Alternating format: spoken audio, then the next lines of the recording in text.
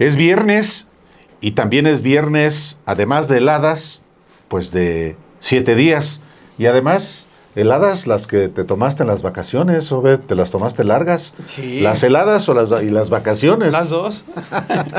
Pues está Unas bien. largas vacaciones con heladas, pero ya, aquí listos, pues acá regresando ya me había acostumbrado a la buena vida. Sí, hombre, como que uno no tiene ganas de volver, pero si uno no vuelve, pues no hay ni para heladas, ni para vacaciones, ni para nada.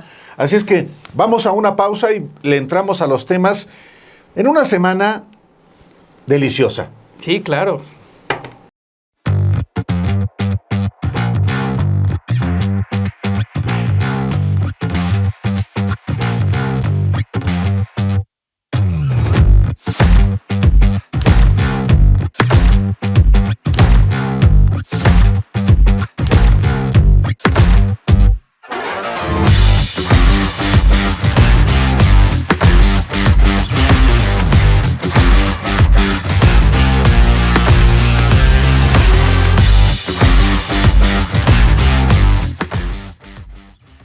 Una semana, bienvenido usted que nos escucha y que nos ve, una semana de una reaparición insólita de un personaje que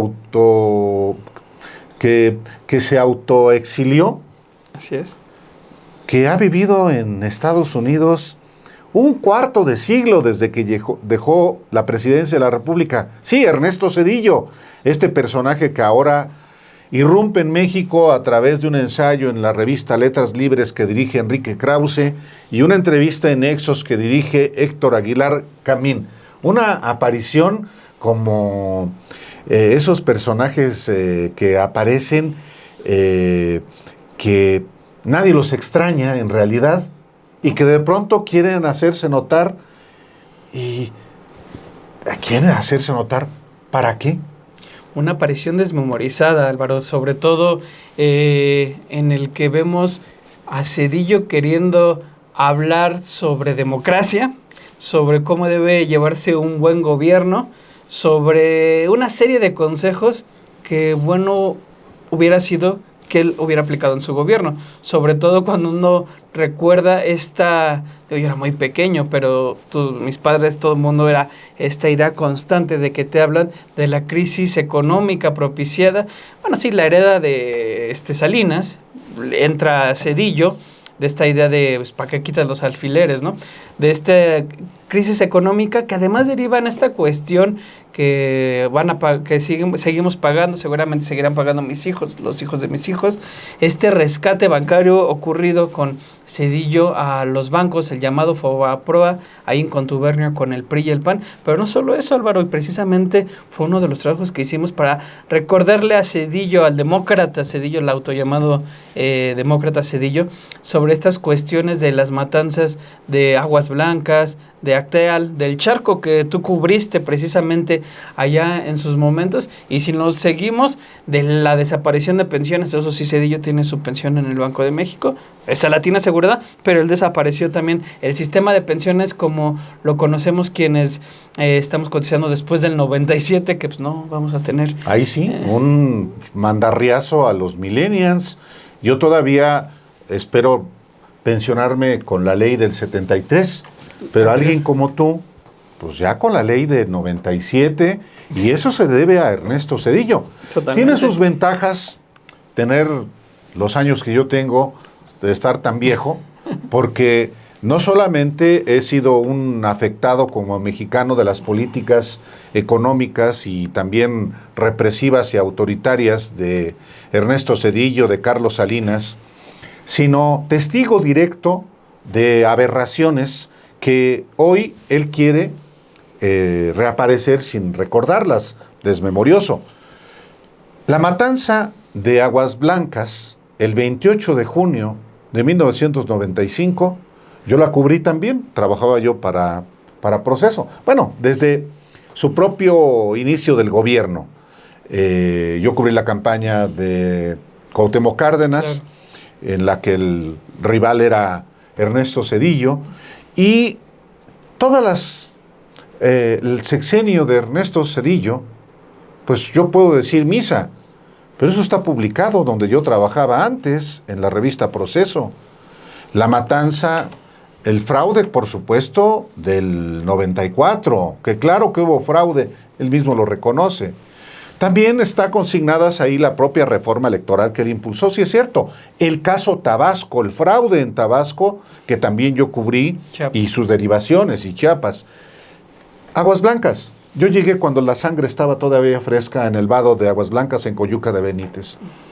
Cubrí también la matanza del Charco, poco cubierta, en aquel momento pocos medios lo cubrieron, ¿no? Fue el 7 de junio de 1998, el Día de la Libertad de Expresión.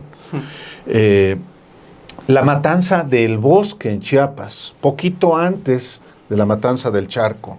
La matanza de Acteal, por supuesto. Y todo el tema de la discusión en la Cámara de Diputados del FOBAPROA y del intento del mismo Zedillo de no reconocer que el PRI había perdido la mayoría en el mismo 97. Sí. Entonces, que nos venga a hablar de tiranía actual, de dictadura, de autoritarismo, porque la gente va a elegir a los jueces, pues es un contrasentido a la luz de lo que él hizo durante su gobierno, incluyendo en su campaña en el 94. Es el año, en el 94, supuestamente cuando íbamos a llegar al primer mundo, que inicia con el levantamiento armado en Chiapas.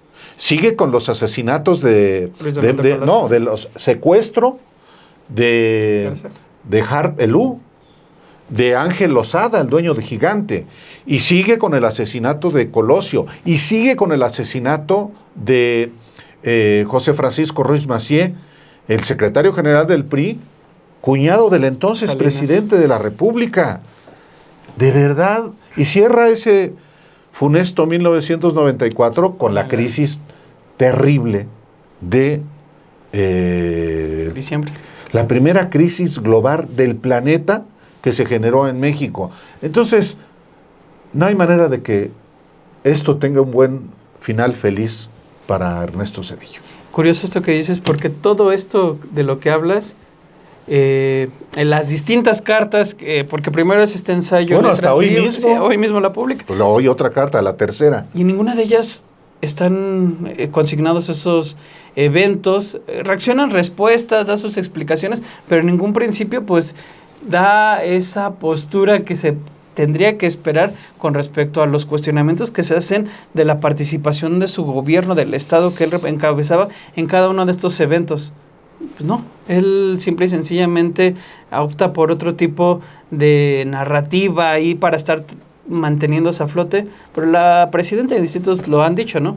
Ya que la oposición recurre a un personaje como Ernesto Zedillo, que nunca tuvo capacidad de convocatoria, pues da mucho que decir. Sí, ahora, Zedillo y sus contlapaches, Aguilar Camín y Krause, pensaban que la sola voz de Zedillo iba a generar un levantamiento popular.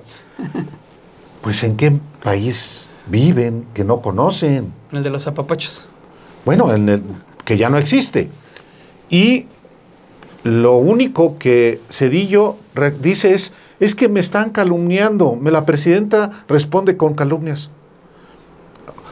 Vamos a suponer que la presidenta responda con calumnias. No son calumnias, son hechos los que hemos aquí descrito, claro, como este trabajo con el que publicamos apenas el martes, Alejandro Obed, hombre. Vamos a ver este trabajo precisamente de todos estos eventos que, aunque Zedillo quiera pasar inadvertidos, pues están muy grabados en la historia, en los documentos y también, ¿por qué no?, en la memoria colectiva de muchos mexicanos. Hechos.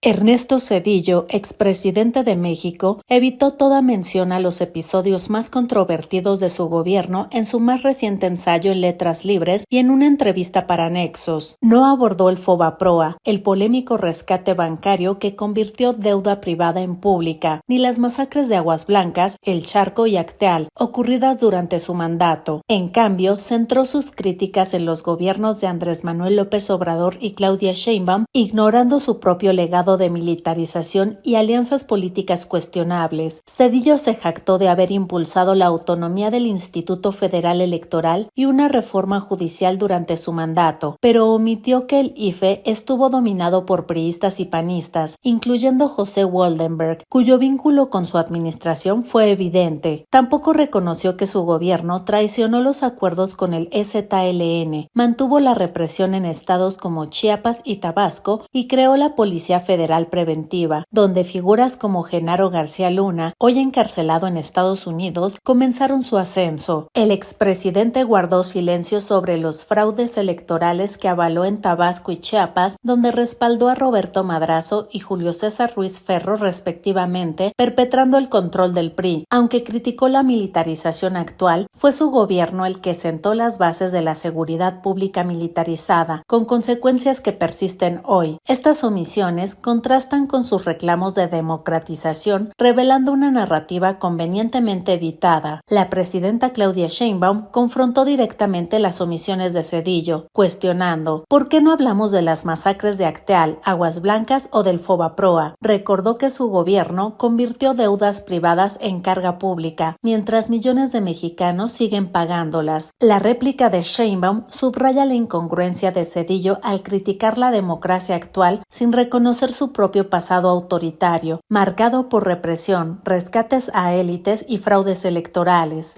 Un evento que por sí solo da para un análisis profundo, porque a él, digamos, se refiere Zedillo de manera mentirosa, de manera, que así lo dice Pablo Gómez, mentirosa, pero también de manera ahí muy truculenta, queriendo, pues ahora sí que lavarse las manos. Hablo del rescate bancario del Fobaproa, aprobado, impulsado en su gobierno, aprobado, y sobre todo un rescate en el que hicieron una deuda privada, algo público, que se sigue pagando 60,000 millones de pesos en intereses cada año, es lo que les decía Pablo Gómez.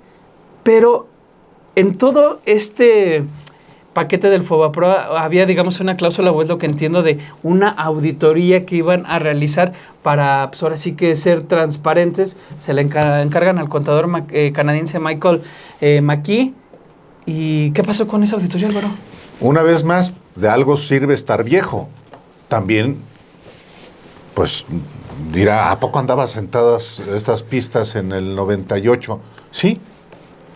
Yo cubrí a la Cámara de Diputados y el marzo del 98, Zedillo envía un conjunto de iniciativas a la Cámara de Diputados para convertir todo el rescate bancario, las deudas públicas, las deudas privadas del rescate bancario que estaban en el Fobaproa en deuda pública. En ese entonces, 27 de marzo de 1998, ascendían a 552,000 millones de pesos. Y comienza una discusión en la Cámara de Diputados en la que efectivamente el PRI ya no tenía mayoría, aunque ya el PAN estaba desde el propio 1997, obviamente afianzado con el PRI en la política económica, pero comienza una discusión en la Cámara de Diputados para oponerse a convalidar ese rescate bancario sin castigar a los responsables. No hay que olvidar que el PRD era presidido por Andrés Manuel López Obrador y el PAN por Felipe Calderón. Bueno, López Obrador inclusive convoca a una consulta popular en el 98 para oponerse a la convalidación del Fobaproa. Como parte de las negociaciones se contrata a un auditor experto en rescates bancarios Externo. y es un canadiense, Michael McKee, quien efectivamente sí realiza una auditoría a las operaciones de rescate a través del Fobaproa. Esa auditoría deriva en la contratación de despachos de México, se hace la auditoría, se le pagan millonadas a Michael McKee, no recuerdo en este momento la cifra, y se termina la auditoría. ¿Pero qué pasa? Miente Ernesto Zedillo cuando dice que fue pública, porque los 5 grupos parlamentarios en la Cámara de Diputados tenían cada uno de ellos una clave de acceso, es decir, una contraseña, o como les gusta a muchos decirle por el anglicismo, password. Y para poder conocer el resultado de esa auditoría, tenían que juntarse las 5 firmas. Esas 5 firmas no se conocieron, sino hasta después hasta el año 2000, como Pablo Gómez cuenta, a partir de realmente un hackeo, porque el PRI no quiso soltar la clave y el PAN entregó una falsa, tampoco quiso. Finalmente se conoce el resultado de la auditoría de Michael McKay, que Zedillo vuelve a mentir. Es una auditoría que resulta que fueron rescatados quienes no necesitaban ser rescatados. Y eso ocurrió, se presentaron denuncias que nunca procedieron o finalmente prescribieron. Cuento esto, pero lo cuenta mejor nuestra compañera Nancy Gaspar. Vayamos a ver este trabajo. Pablo Gómez, titular de la Unidad de Inteligencia Financiera, acusó que el expresidente priista Ernesto Zedillo miente feo al asegurar que entregó abierta y oportunamente la auditoría que se le realizó al Fobaproa, por lo que Gómez recordó que tanto Zedillo como diputados del PRI y del PAN hicieron todo lo posible para ocultar dicha información, incluso encriptando el reporte. Este 1 de mayo, el funcionario entregó de manera simbólica el reporte de la auditoría que en 1999 realizó McKay, el cual dijo, aunque por un tiempo fue público, las bancadas del PRI y del PAN determinaron ocultar, para lo cual, en un primer momento, no entregaron las claves completas para su apertura y después votaron a favor de mantenerlo bajo reserva. Dicho reporte fue encriptado y se le impuso una cláusula de confidencialidad porque contiene la lista completa de las operaciones reportables identificadas durante la ejecución del programa para la evaluación integral de las operaciones del Fondo Bancario de Protección del Ahorro y en el saneamiento de las inscripciones financieras de México.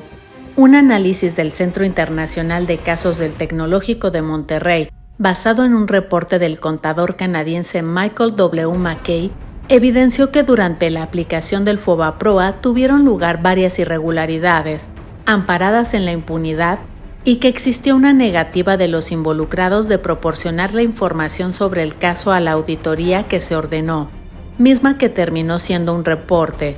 El análisis del SIC exhibió la manera en que tanto el gobierno federal como las instituciones financieras que resultaron beneficiadas por el Fobaproa se negaron a proporcionar información a los expertos que en 1999 llevaron a cabo una auditoría con el propósito de conocer el desempeño del programa de rescate bancario, mismo que aunque solo benefició a unos cuantos, hasta el momento está siendo pagado por toda la población mexicana.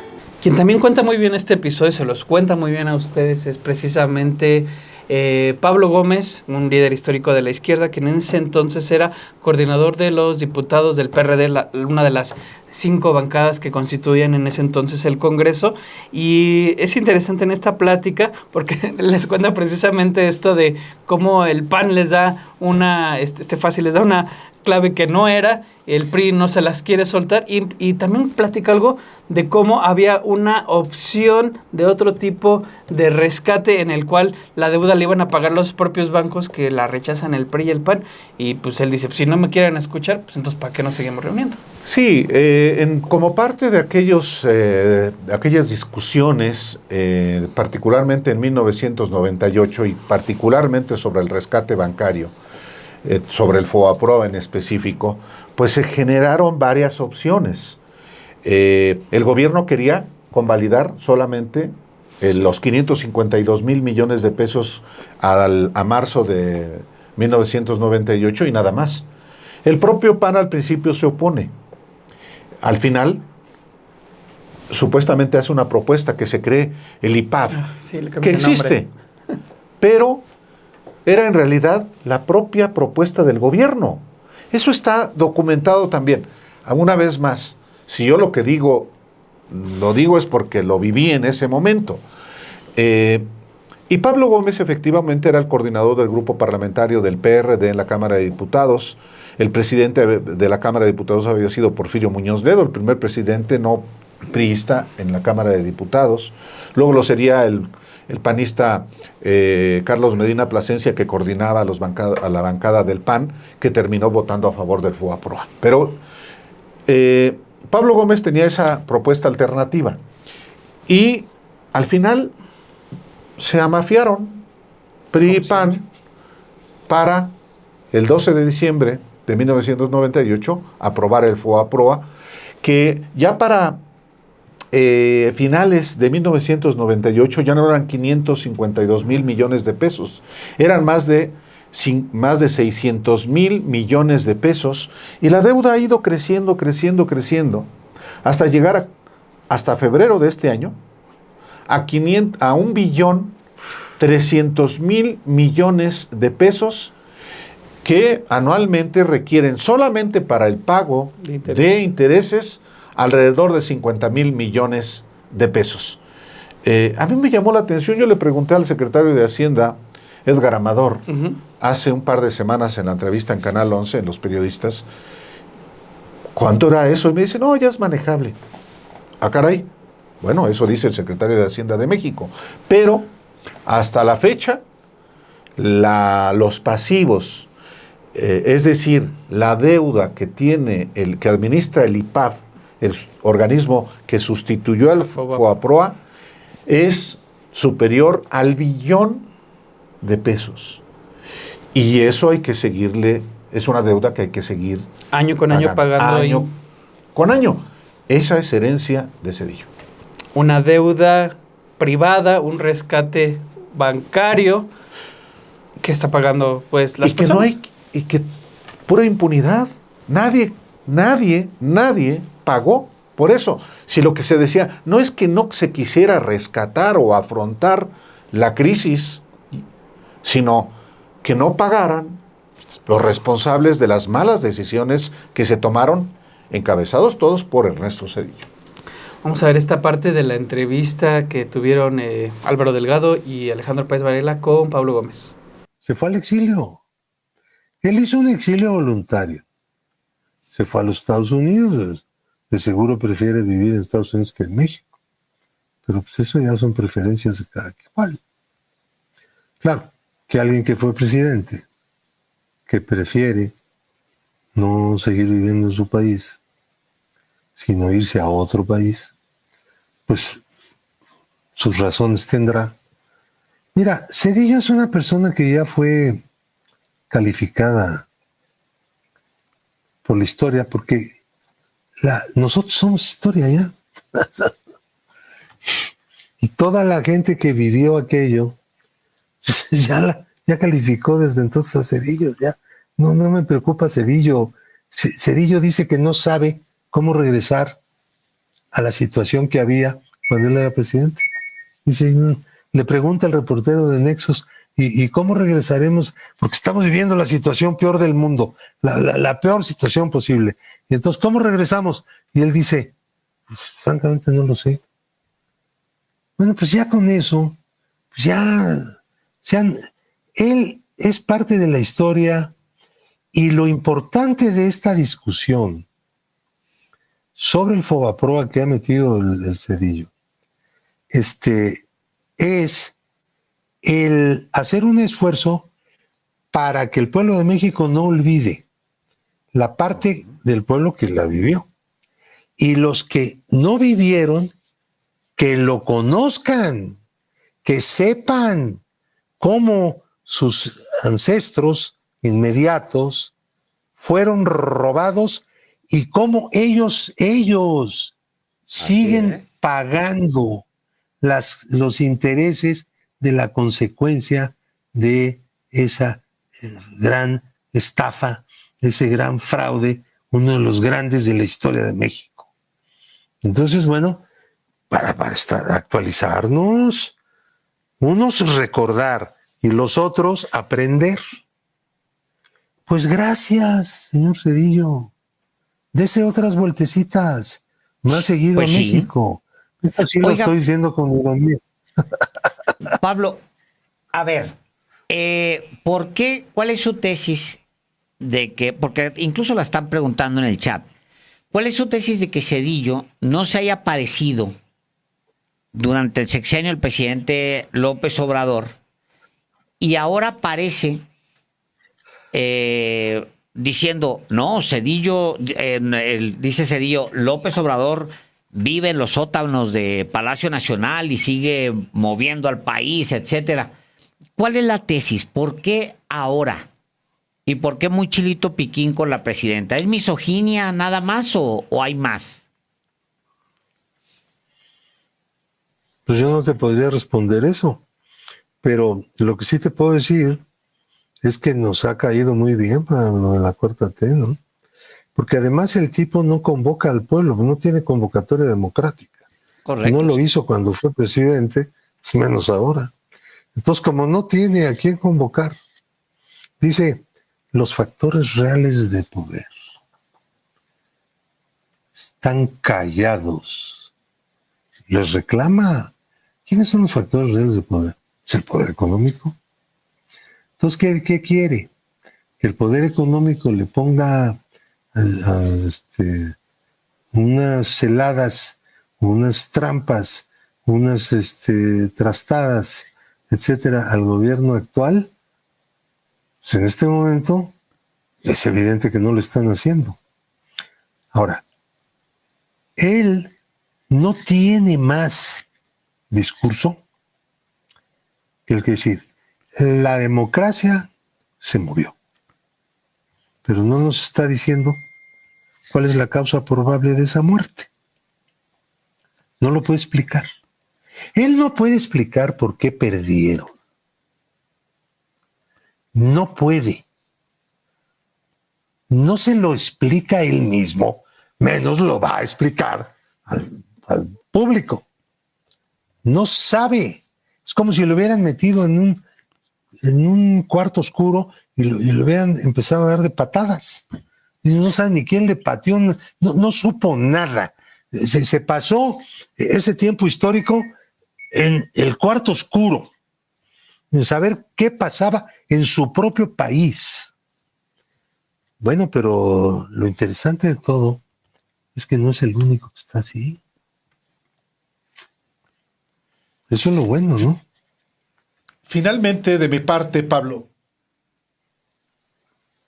¿cómo ubicas que la historia y el pueblo de México sitúa hoy a Ernesto Zedillo?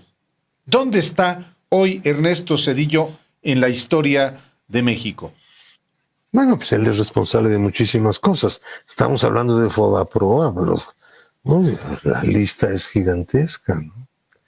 Vamos a hablar de Acteal, vamos a hablar de Aguas Blancas, vamos a hablar de, bueno, no solamente de eso, de la crisis económica, de la disminución de los salarios reales, del aumento de la pobreza, de cosas que no solamente son represivas, sino que son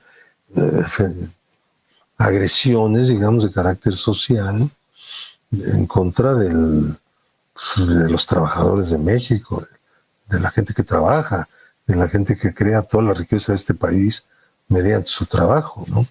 Que fueron los que salieron perdiendo de una política económica neoliberal en la que el presidente de la República tocaba por nota y la sigue defendiendo.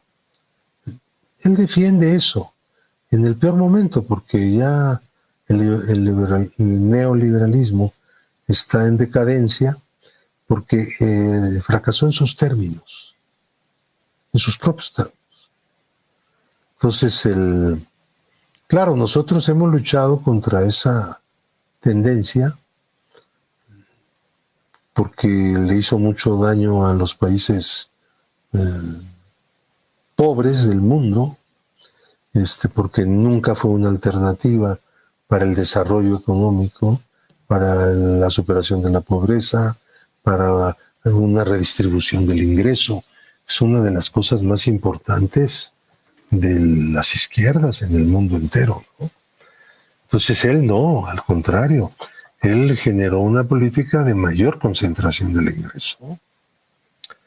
Entonces él es el exponente coyuntural durante los años de su presidencia de esa política tan dañina, que a eso le agregaron la gran estafa, el gran fraude del Fobaproa. Pues eso es todavía peor.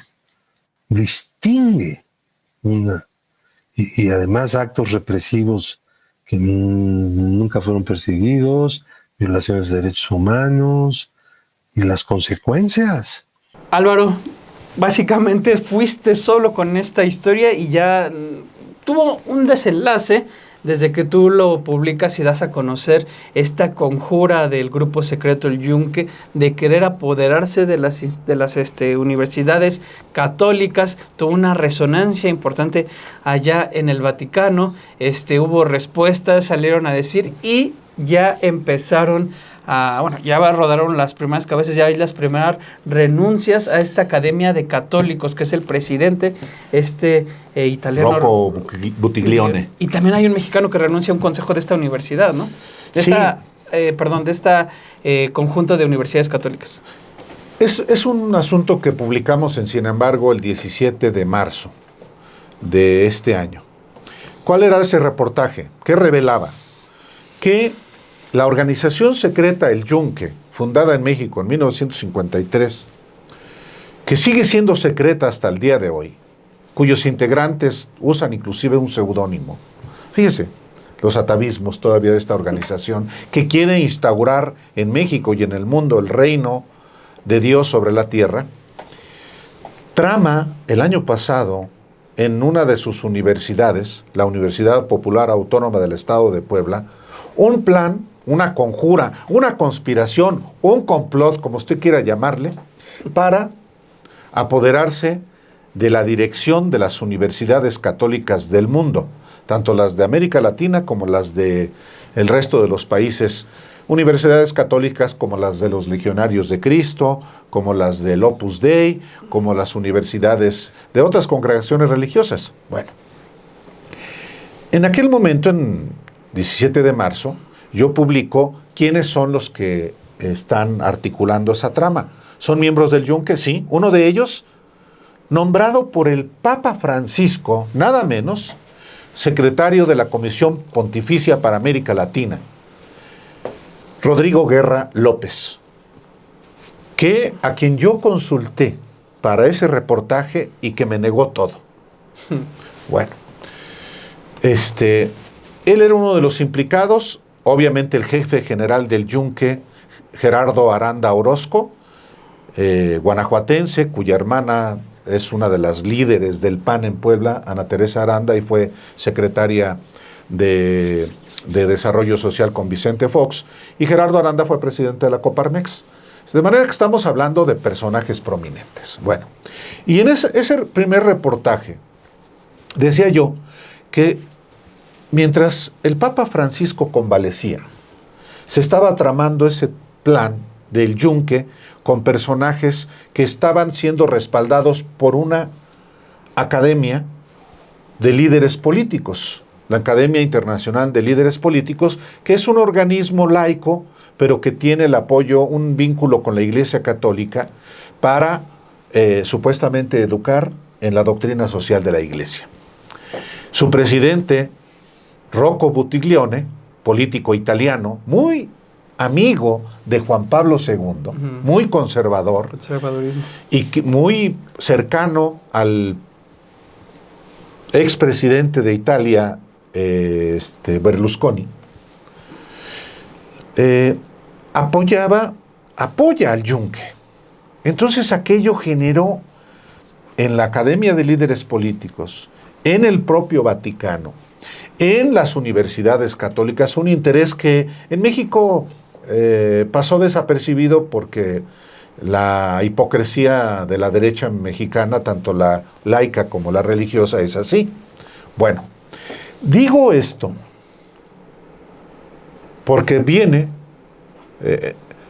la muerte del Papa y Rocco Buttiglione quiere utilizar la figura del Papa para decir, yo no tengo que ver con el Yunque, pero habla del Yunque, le informa a los obispos del mundo que el Yunque ya no es secreto en algunos lugares, que sí hay violentos, pero que ellos no son buenas personas, y que él además conoce y confirma lo que yo había revelado, que él es consuegro de uno de los jefes del Yunque, de Francisco Javier Salazar Sáenz, quien fue secretario del Trabajo de Vicente Fox.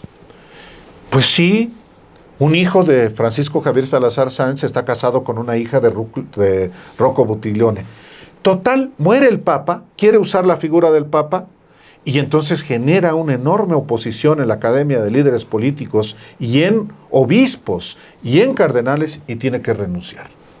Así, digamos, entre toda esta historia aparece Rodrigo López diciendo, pues sí, es que yo ya no soy del Yunque, pero sí fui 12 años y me martirizaron, me agredieron, y por eso rompí yo con el Yunque, porque así son. Bueno, un personaje que durante 12 años dice que militó, pero que ya no, pero que está en el plan de la conspiración del Yunque para apoderarse de las universidades católicas. Y del que tiene que renunciar es el fundador de la Academia de Líderes Católicos, otro mexicano, José Antonio Rosas, que es el que da vida a esta academia, que también militó en el Yunque y que tiene que renunciar por las presiones de Rocco Buttiglione. Si usted quiere enterarse, entre a Sin embargo MX, ahí viene todos los datos, los documentos que hemos publicado en esta trama que se da, lamentablemente, en medio de la agonía, de la muerte del Papa Francisco. Vamos a ver este trabajo que se prepara para conocer a detalle precisamente el desenlace de esta conjura que todavía ahí está. No, sigue.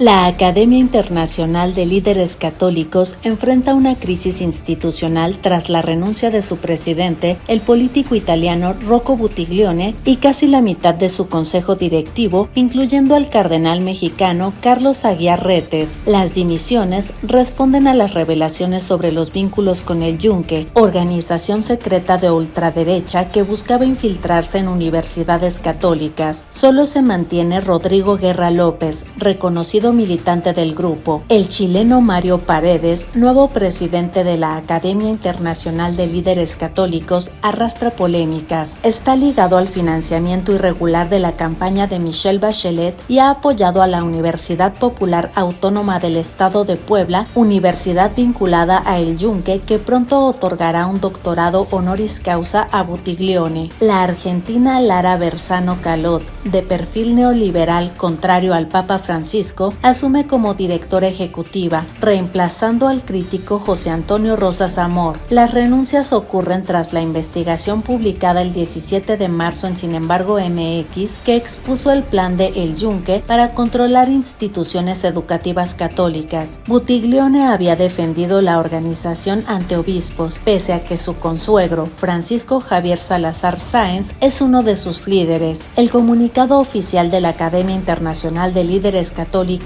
agradeció a Buttiglione su servicio, pero omitió mencionar los motivos reales de su salida. El consejo directivo ahora incluye a figuras como los cardenales Christopher Pierre y Diego Padrón Sánchez, así como al expresidente costarricense Miguel Ángel Rodríguez. Pese a los cambios, Buttiglione y Rodrigo Guerra conservan sus cargos como consejeros, este último incluso en la Pontificia Comisión para América Latina, pese a admitir su militancia de 12 años en el Yunque. Los documentos revelados muestran que el Yunque aceleró su estrategia durante la convalecencia del Papa Francisco, aprovechando el vacío de poder. La Academia Internacional de Líderes Católicos anunció un simposio en su homenaje, coincidiendo con el cónclave para elegir a su sucesor, lo que genera sospechas sobre intentos de influir en la transición vaticana. La crisis refleja la pugna entre sectores conservadores, aliados a grupos como el Yunque, y la línea pastoral de Francisco, crítico del neoliberalismo y la opacidad. Mientras la Academia Internacional de Líderes Católicos insiste en su misión de formar líderes católicos, la permanencia de figuras vinculadas a la ultraderecha cuestiona su credibilidad y alinea su futuro con la batalla ideológica que definirá el próximo papado. Esta semana trascendió y se dio a conocer, confirma después el gobierno de la Ciudad de México, el desenlace que tiene todo, digamos, un pleito legal ahí que involucra a Norberto Rivera Carrera, el cardenal mexicano, en el cual pues resulta, Álvaro, que se compra 2 departamentitos ahí en Torre Mítica, cada uno en 10 millones de pesos. bueno, también tiene el dinero, que es interesante saber dónde proviene tanto dinero, y ahorita vamos a explicar Es un su poco. pensión de Claro. adulto mayor. Sí, yo creo. Pero no solo eso, los compra y se inconforma ante la autoridad federal para que le devuelvan, porque pagó muchos impuestos, porque paga por un registro y también por las propiedades, y dice, no, pues es que estoy pagando mucho.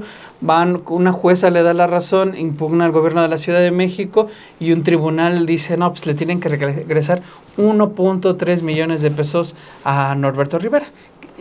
Todo eso nos lleva precisamente al cuestionamiento de cómo una persona, un hombre de religión, que en teoría tiene que profesar otro tipo de principios, se compra así, tal cual, de la nada, 2 departamentos en una de las zonas más lujosas. Nos metemos sobre todo una persona, Álvaro, que nace en la Purísima, en Tepehuanes, Durango, en el seno de una familia humilde, de campesinos católicos, y que él pues prácticamente encuentra una oportunidad de desarrollo en la Iglesia Católica al amparo, pues, de la derecha. Se vuelve básicamente un personaje que corresponde a cada uno de los principios, pues, de los grupos más de derecha de la Iglesia, en un momento en el que el Papa, bueno, ya cuando él va creciendo poco a poco dentro de esta institución del Papa Juan Pablo II, y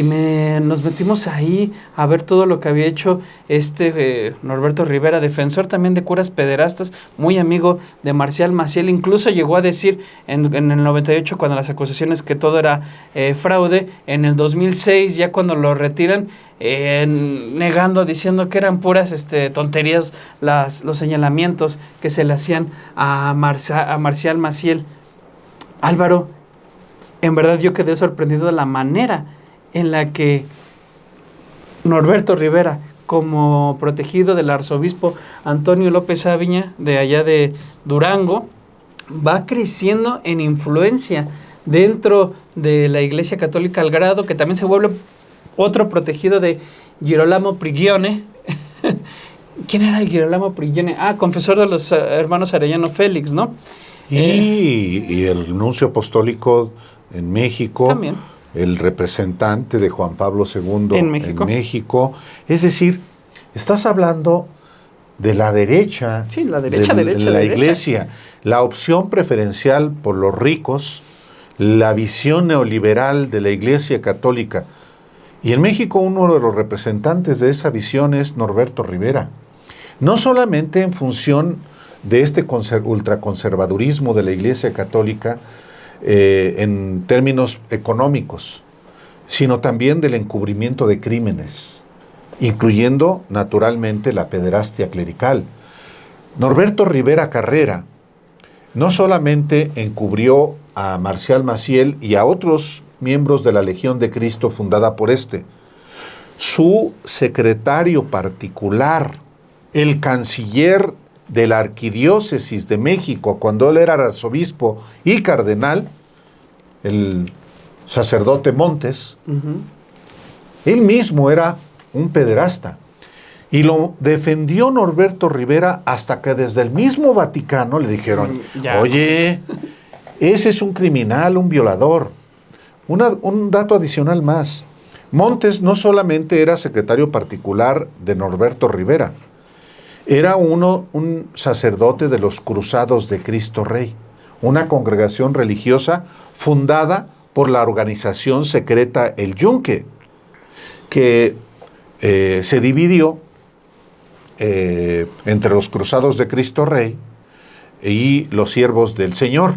Los Cruzados de Cristo Rey tienen, por cierto, su domicilio en el Vaticano, a una cuadra del Vaticano, junto al departamento de Rodrigo Guerra López, el personaje del Yunque, que también está en la trama para apoderarse de las universidades católicas.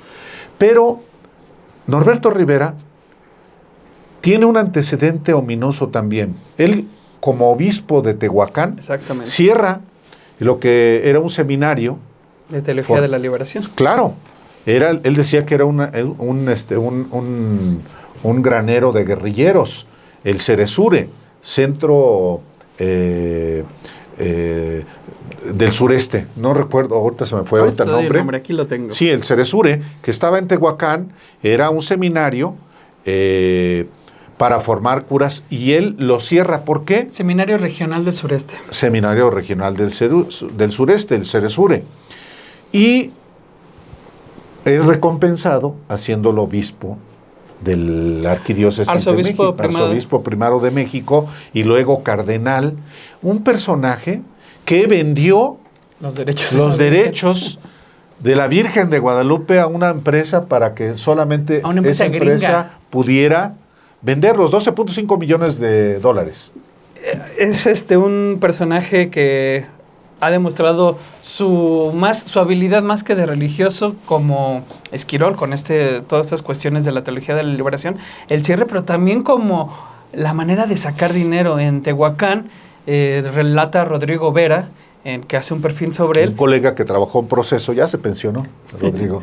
Relata cómo se da cuenta él que gran parte de los recursos que provienen y que alimentan esa feligresía ya en Puebla provenían de una granja avícola.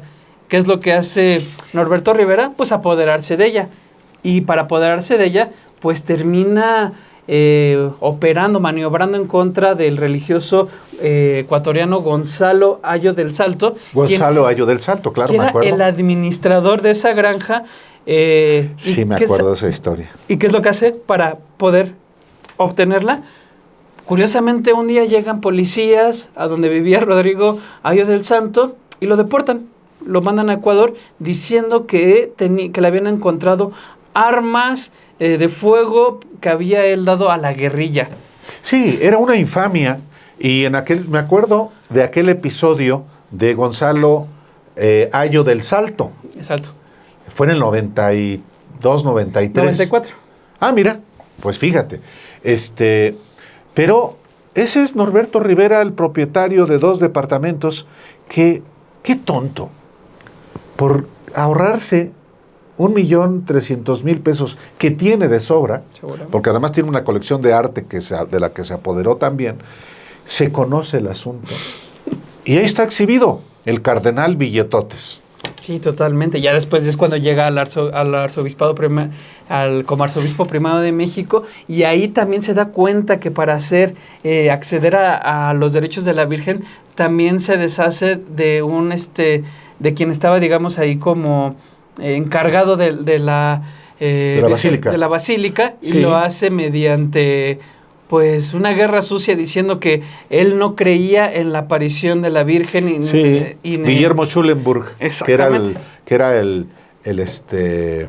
abad de la Basílica de Guadalupe, pues había publicado, por cierto, en una revista allá en Italia, en la que estaba, sí, entonces, pues políticamente es muy astuto. Tuvo relación con el jefe de gobierno Andrés Manuel López Obrador.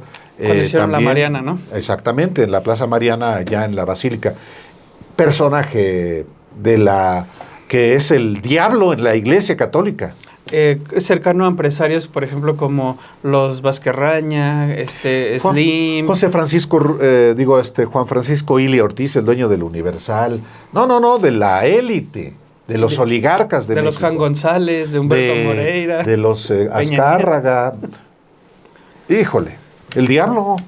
Vamos a ver este perfil que le preparamos sobre Norberto Rivera. Norberto Rivera Carrera, nacido en 1942 en La Purísima, Durango, una comunidad donde el 88.9% vivía en pobreza, escaló desde su humilde origen hasta convertirse en una de las figuras más poderosas de la Iglesia Católica en México.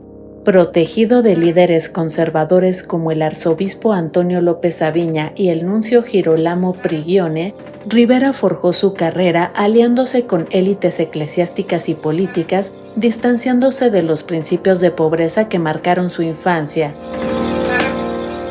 Como obispo de Tehuacán en los años 80 y 90, Rivera fue encargado de erradicar la teología de la liberación, una corriente que priorizaba a los pobres y a las comunidades indígenas. Bajo órdenes de Prigione, cerró el Seminario Regional del Sureste, que formaba a sacerdotes indígenas y reprimió a religiosos comprometidos con la justicia social, como el padre Tacho, quien lo acusó de caminar junto a los ricos, no con los pobres. Durante su estancia en Tehuacán, Rivera se apropió de una granja avícola donada al obispado, despidiendo al administrador original. Más tarde, como arzobispo primado de México, consolidó su fortuna mediante alianzas con magnates como Carlos Slim y los Hank González. Su transacción más polémica fue vender los derechos de la imagen de la Virgen de Guadalupe a una empresa estadounidense por $12.5 millones, repartiendo ganancias con la basílica. Rivera fue un defensor acérrimo de Marcial Maciel, líder de los Legionarios de Cristo, a quien calificó de inocente pese a las abrumadoras pruebas de abuso sexual. También encubrió al sacerdote Nicolás Aguilar, trasladándolo a Los Ángeles sin advertir sobre sus antecedentes de pederastia. Estas acciones le valieron demandas judiciales y críticas por priorizar la imagen institucional sobre las víctimas. En 2016, el Papa Francisco criticó sin nombrarlo la opulencia y los acuerdos debajo de la mesa de obispos como Rivera, quien respondió desde el semanario Desde la Fe, negando cualquier irregularidad. Un año después presentó su renuncia como arzobispo primado, aunque mantuvo su influencia y privilegios. Aún retirado, Rivera demostró su estilo de vida opulento al comprar 2 departamentos de lujo en la Torre Mítica, valuados en $10 millones cada uno. Reclamó y ganó un amparo para recuperar 1.3 millones de pesos en impuestos que consideró excesivos, evidenciando su doble moral frente a la pobreza que dice combatir. Rivera pasó de ser un niño pobre a un cardenal millonario, aliado de poderosos y enemigo de las corrientes progresistas. Su gestión se caracterizó por la represión interna, el enriquecimiento personal y el encubrimiento de abusos, contradiciendo los valores de humildad y transparencia que predica la Iglesia. Su figura resume los vicios del clericalismo mexicano, jerarquías autoritarias, complicidad con élites económicas y desprecio por las víctimas. Mientras el Papa Francisco promovía una iglesia pobre para los pobres, Rivera sigue siendo el emblema de una institución que protege a sus propios intereses. En España ocurrió algo impensable para el modelo de negocio del sector energético en el planeta. Un apagón que dejó pues sin funcionamiento, no digo solamente a oscuras porque ocurrió en el día, pero que sacudió no solamente a los españoles y a los portugueses que sufrieron este apagón de esta caída del fluido eléctrico, sino que ha sacudido al mundo porque el paradigma neoliberal es que los privados son eficaces, que Claro. no pasa nada, y es un desmentido contundente porque en España prácticamente el sector energético está en manos De 5 privadas. Son 5 privadas las que tienen ahí las manos que controlan prácticamente la red eléctrica española.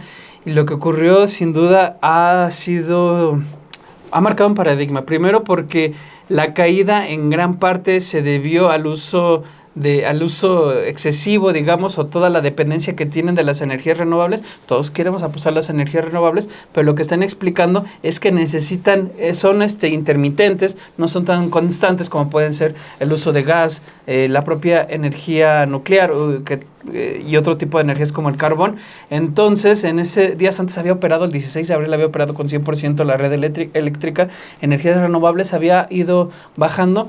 El tema es que de repente se da un bajón y no entró los 3 segundos que se necesitaba, esta parte que necesitaba, que muchas veces el soporte, que muchas veces está empleado con energías que no son renovables.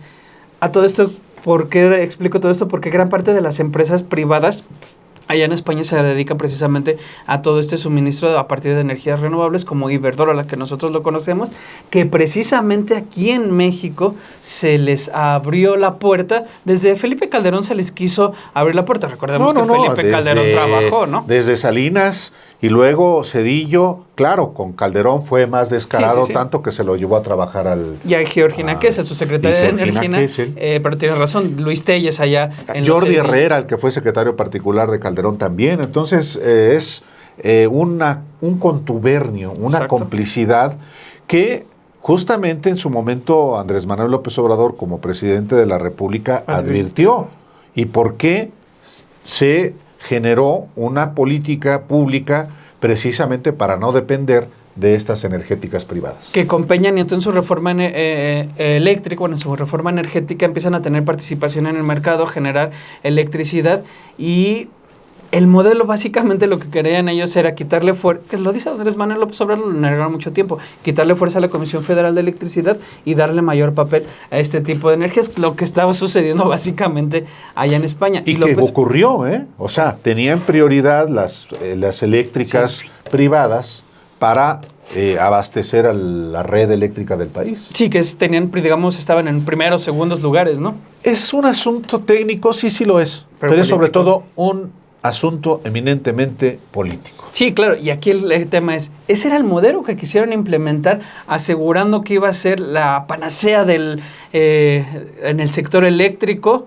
Andrés Manuel López Obrador llega, lo primero que hace es, no, la red eléctrica la tiene que administrar el Estado, y empieza a hacer una serie de cambios, precisamente, y él mismo lo advierte, vean el ejemplo de España, vean lo que está ocurriendo en España, porque en ese entonces era en el invierno, en el contexto de la guerra entre Rusia y Ucrania, dejan de depender del gas, las energéticas lo que hacen es, pues, les vale, empiezan a subir los precios, y Andrés Manuel López Obrador dice, ese es el modelo que quisieron establecer ahora, que quisieron establecer y que nosotros impedimos. Y precisamente es este momento en el que nos lleva a ver los riesgos de dejar en privados un negocio como es el suministro eléctrico, que puede paralizar a todo un país. Tal cual. Vamos a ver este trabajo que les preparamos. Como dice Álvaro, sí puede ser técnico, pero es relevante para entender la importancia de la soberanía energética y eléctrica y el por qué se ha insistido tanto en este tema.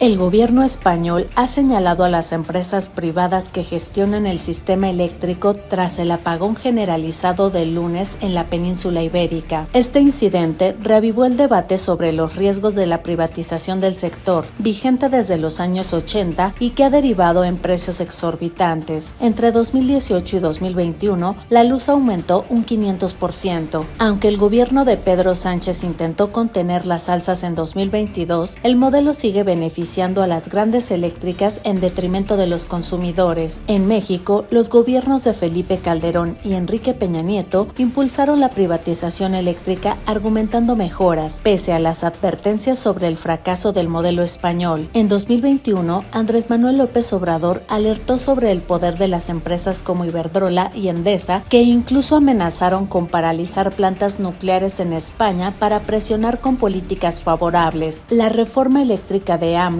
buscó fortalecer a la CFE, evitando que México repitiera los errores europeos. El caso español ejemplifica la colusión entre el poder político y las empresas privadas. Más de 20 exministros y 3 expresidentes trabajan para el sector eléctrico. En México, Iberdrola contrató a Felipe Calderón y a su exsecretaria de Energía, Georgina Kessel, mientras otras firmas como Sempra Energy reclutaron a exfuncionarios clave. Esta puerta giratoria ha perpetuado un sistema que prioriza ganancias privadas sobre el acceso público a energía asequible. Red Eléctrica de España atribuyó el apagón a 2 desconexiones en el suroeste peninsular, posiblemente vinculadas a generación solar, pero Pedro Sánchez evitó descartar otras causas. El gobierno creó una comisión liderada por el Ministerio de Transición Ecológica para investigar, analizando registros de operadores privados en busca de negligencias. Sánchez prometió exigir responsabilidades autoridades, aunque Red Eléctrica descartó por ahora un ciberataque. El colapso eléctrico no es aislado. En 2023, un fallo en la empresa First Energy en Ohio dejó sin luz a 150 millones de personas en Estados Unidos y Canadá por falta de mantenimiento. En 2021, Texas vivió apagones masivos durante una tormenta invernal y las empresas trasladaron los costos a los usuarios en lugar de indemnizarlos. Estos casos refuerzan los riesgos de delegar infraestructura crítica en privados sin supervisión estatal rigurosa. Mientras España investiga el apagón, el debate sobre la privatización eléctrica sigue vigente. ¿Debe priorizarse la rentabilidad empresarial o el acceso universal a energía estable y accesible? El modelo español, con tarifas disparadas y dependencia de oligopolios, contrasta con los esfuerzos en México por fortalecer la CFE. Hubo alguien que se los explicó muy bien, a la perfección, cómo fue la manera en la que operó el gobierno de Andrés Manuel López Obrador al llegar ya a la presidencia. Fue muy cuestionado, sigue siendo cuestionado el tema de por qué optó por las refinerías, el restablecimiento, comprar a Deer Park. Comprar Iberdrola. Comprar Iberdrola, exactamente. Y la exsecretaria de Energía, actual gobernadora de Veracruz, Rocío Nale García, habló con ustedes y les explicó bastante bien cómo fue toda esta transición. Efectivamente. Vamos a escuchar esta parte de la entrevista con Rocío Nale. Cuando el presidente López Obrador hace una reforma a la ley secundaria de electricidad, se aprueba en el Congreso. Acuérdense que ellos se ampararon. Nos metieron amparos donde un juez federal, este juez llamado Fierro, les dio la razón. Y nosotros lo que les explicábamos es que teníamos que cuidar la red eléctrica, que prácticamente es sagrada, esa no se puede mover, esa la tiene que manejar el Estado, con un balance, pero ellos ya estaban muy adentro en el mercado, o más bien dicho, en el sistema, con la reforma del presidente Peña Nieto, y cuando nosotros llegamos y dijimos, no, esto cambia. De hecho, la secretaria de Energía, y actualmente pues la secretaria Luz Helena también, es la presidenta del Consejo del CENACE, del Centro Nacional del Control de Energía, del control de electricidad, donde se reparte la electricidad. La tiene que tener el Estado. Y ahí se ve cuál energía se despacha primero, cuál después. Nosotros cambiamos el despacho. ¿Cómo estaba el despacho? Decían, primero vamos a vender, el despacho es la venta, lo que se sube a la línea para vender la electricidad. Decían, primero se van a vender las renovables, las energías solar, la eólica, la nuclear, y hasta sexto punto estaba la hidroeléctrica, que es la más económica, la menos contaminante, la estable. Nosotros cambiamos, dijimos no, la primera que se va a despachar va a ser la hidroeléctrica, la segunda la nuclear, la tercera con generación de gas, porque es la que nos da sustento, y después va la solar y la eólica. Y ahí fue cuando metieron un amparo, todas las privadas extranjeras se ampararon por el orden del despacho y por el cambio de la ley. Afortunadamente, nosotros mantuvimos siempre el balance, incluso sobre lo que digan los jueces, porque pues esto era seguridad nacional, es seguridad nacional. Hoy en España, el gran desbalance, en términos técnicos se llama, hubo una frecuencia negativa, o sea, hubo una pérdida de energía, el consumo fue más alto que la generación y al momento que se cayó la producción. Sirva esto de lección para todos, para todo el mundo. Cuidar la soberanía energética y cuidar el balance y pues ver cada quien por su país. Pues bueno, estos fueron los temas. Evidentemente también hubo otros aspectos como los 100 días de Donald Trump, que creo que ustedes lo estuvieron abordando Sí, a lo cómo largo no. de los periodistas. Estos fueron los temas en los que nos enfocamos, que de alguna manera estuvieron ahí presentes la semana, sobre todo el regreso de Ernesto Zedillo y la continuidad que tuvo el desenlace del caso ahí de la conjura del Yunque, Álvaro. Tal cual, el tema de Zedillo va a seguir seguramente generando controversia y qué bueno que así sea. Y en el caso del Yunque, pues hay esta conjura, pues es sin embargo, lo hemos revelado a detalle, nos adelantamos. Mi propia columna del martes, Exacto. adelanto la renuncia de Buttiglione que se oficializa. Entonces, pues es información que hace un periodista que consigue que pues es un asunto de interés público, claro que es de interés público. Entonces, pues hoy en 7 días le tenemos estos materiales que usted puede repasar. Hoy mismo, al rato, Alejandro, en la tarde o en los días que siguen. Pues muy bien, nos vemos dentro de 8 días y pues gracias por acompañarnos. Like.